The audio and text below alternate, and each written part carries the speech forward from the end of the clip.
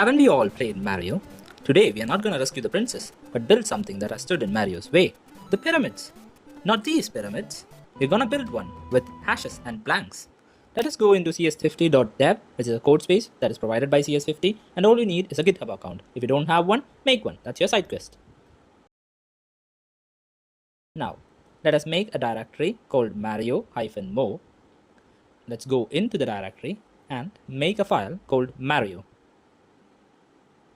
Now inside Mario, let us type the code that is necessary to run C, hash include stdio.h and hash include CS50.h, so that we could access the functions that are provided by CS50 in order to help us in our programming journey. Now,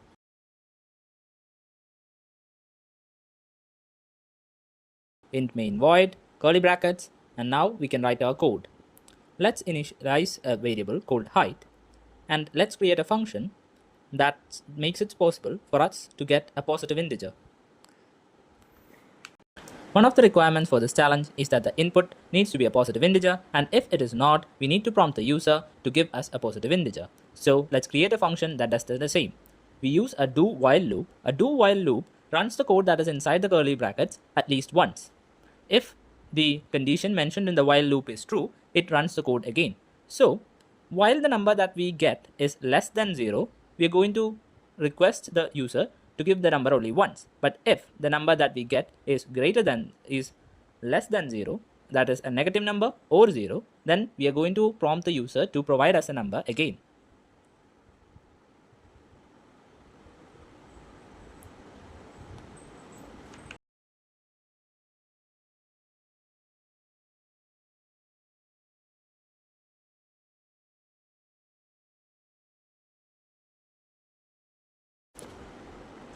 And when someone gives us a non-positive integer, we politely ask them to give us the correct number.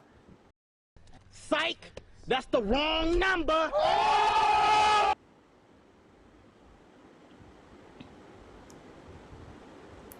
Okay, let's get into the other functions that should be used.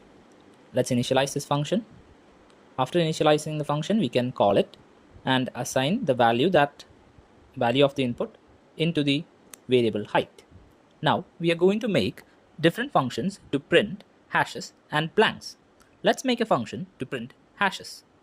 This function is going to take in an input and print that many number of hashes. We are going to use a for loop in order to make this function. So for int I equal to 0, I less than the value that is inputted, that is x, and I plus plus. Inside the curly brackets, we're going to print f hash.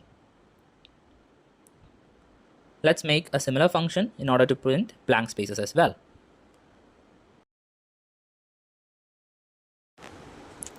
The next challenge lies in printing out the appropriate amount of hashes and blanks for each line. For this, we are going to use a for loop and pass on the input for the print blank and print hashes functions. The first line will have height minus 1 amount of blanks and only a single hash. And for the next lines, the amount of hash will be increasing incrementally and the amount of blanks will be decreasing. We are going to pass on the value of I as the value of blank, and it is going to be decreased by 1 in each step of the loop, and the value of hash is going to be increased by 1 in each step of the loop. Let's try the code.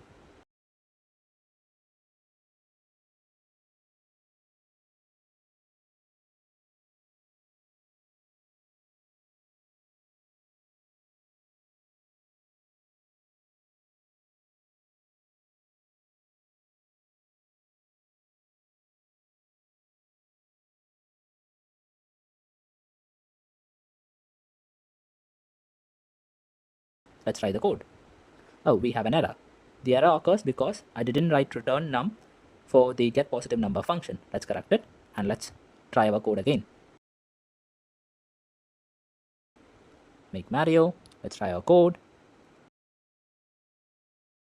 And this is to go even further beyond! Let's create more code such that another pyramid completing the symmetry is also printed out. Let's insert a bit of space between the two pyramids and then use the functions that we have already created in order to achieve our goal. This is the Mario/more function.